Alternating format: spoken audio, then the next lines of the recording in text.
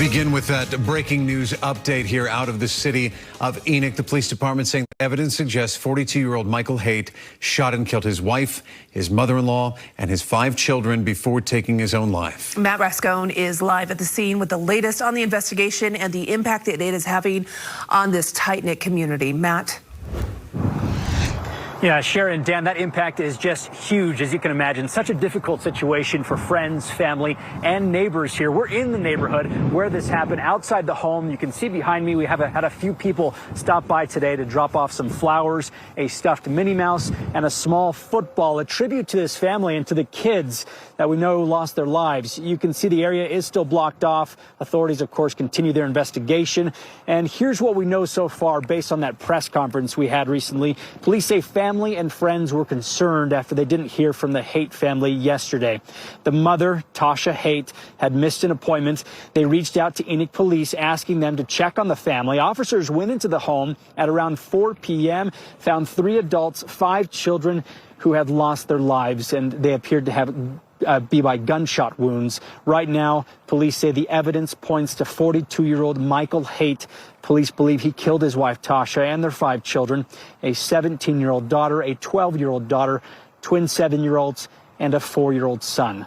They believe Haight also killed his mother-in-law, Gail Earl, whose body was also found in the home. The community, as you can imagine, is just heartbroken. This is a town of about 7,500 people. Neighbors tell us their kids were over their homes, playing with their children often. A man who served with Haight in his church congregation said they've lived in the area for years and described them as a beloved family in the neighborhood. And here's the mayor talking more about that impact of this loss. It's not too often something like this hits very close to home. In fact, the Haight's were my neighbors. The youngest children played in my yard with my sons.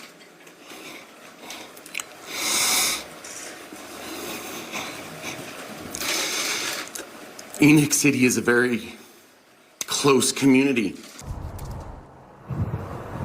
And you could just hear that in his voice, just how close this community is and how much hurt there is right now. Their kids attended 4 different schools in the Iron County School District.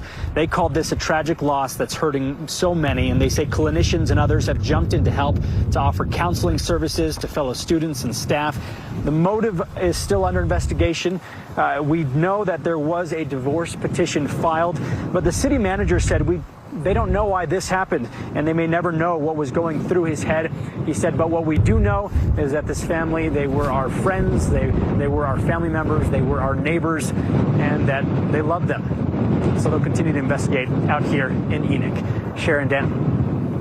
Matt Rascone joining us live from the community. Matt, I can only imagine the pain that community is feeling right now. Yeah, it's tough to gauge the ripple effect that's going to happen. You heard Matt say they all go to the Iron County School District schools. 5 children. The school district itself sent a letter to parents letting them know what had happened, letting them know that counselors are available right now for any student who might need help, might need to talk about what happened with the loss.